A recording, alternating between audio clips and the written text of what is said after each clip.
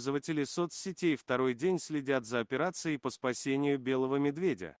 Спустя сутки в поселок Диксон Красноярского края, где сейчас находится животное, наконец вылетели специалисты из Москвы. Из-за нелетной погоды сделать это раньше было нельзя. Подробнее в материале СНОБа. Белый медведь обнаружен у поселка Диксон в Красноярском крае. Фото Росприроднадзор ТАСС. УПТ, медведя спасли, сообщила глава Росприроднадзора Светлана Родионова. Успели. Спасли. Вытащили банку из пасти белого мишки. Он оказался молодой медведицей. Молодой белый медведь, у которого во рту застряла банка из-под сгущенки, пришел за помощью к людям в поселок Диксон Красноярского края.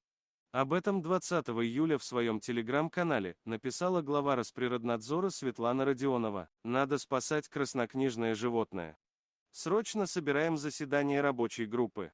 Чтобы удалить банку, животное придется обездвижить, на что мы незамедлительно выдаем разрешение.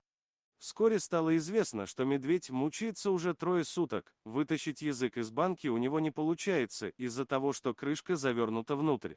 Скорее всего, у животного болевой шок и отек языка, пить и есть медведь не может. Местные жители пытались помочь зверю, но не смогли. Вытащить банку, предварительно не обездвижив животное, невозможно. А чтобы это сделать, нужен не только грамотный специалист, но и пневматическое оружие и препараты для усыпления и пробуждения животного, которых в Диксоне нет. По просьбе главы Росприроднадзора на помощь вылетели специалисты из Москвы.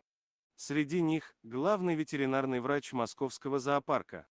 Группа добралась до Норильска утром 21 июля, но из-за погодных условий в городе шел сильный дождь, вылететь в Диксон не смогла. Днем 21 июля разрешение на вылет дали. Около 17:00 по московскому времени специалисты должны прибыть в поселок бортом Норильск авиа.